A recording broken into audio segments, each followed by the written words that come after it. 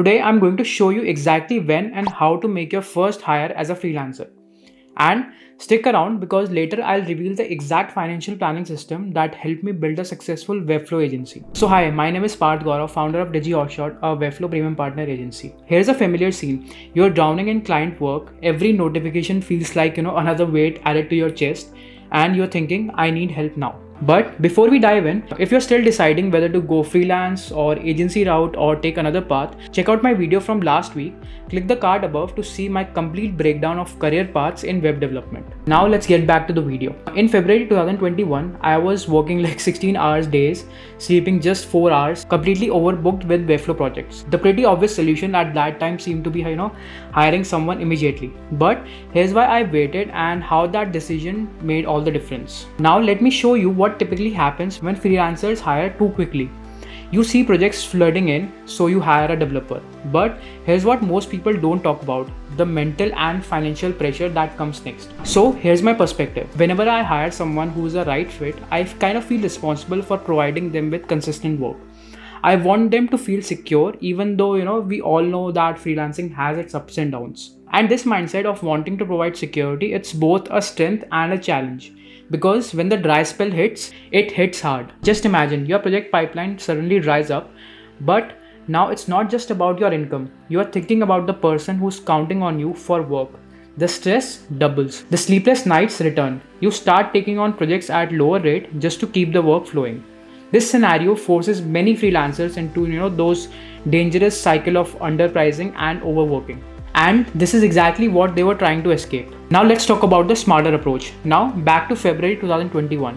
Instead of rushing, I waited until May 2021. I analyzed my project flow for those 3 months, built my system, and started with the freelance developer first. This gave me the flexibility to build a sustainable relationship without the immediate pressure of guaranteeing full-time work. It allowed both of us to grow together. Now here's what you need before hiring your first employee. First and foremost, track your project pipeline meticulously. Second, document your workflow and processes. Third, calculate your true project cost. And fourth, build client acquisition system. Now the freelance first framework. What you need to do is start simple. Clear project scope, define communication channels, regular feedback loops, and room for growth for both of you. Now here's your hiring readiness checklist. First, consistent work for 3+ months with a predictable pipeline.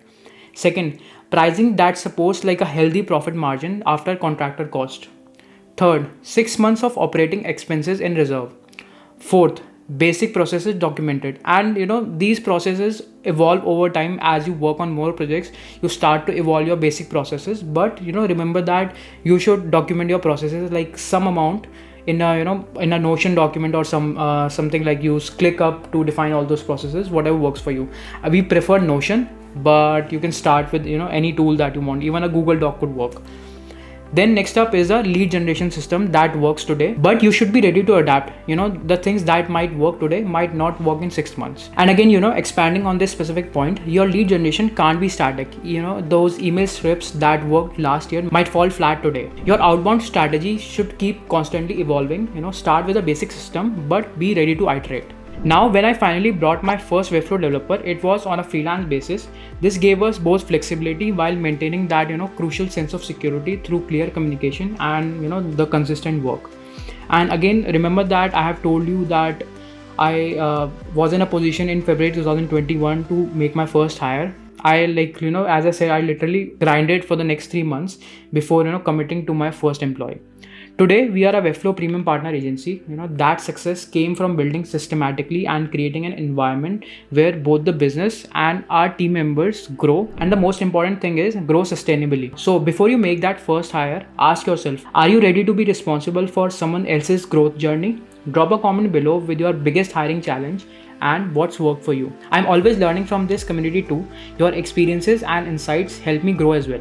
Let's learn from each other. And if you're interested in diving deeper into the financial planning side of running an agency or even a freelance business, comment finance below and I'll make sure that I'll create an in-depth video what worked for me financially, and I'll get a detailed video out soon. Thank you so much for watching this video until now. Don't forget to subscribe for more practical advice on growing your Webflow business. We are all in this journey together. Thank you so much.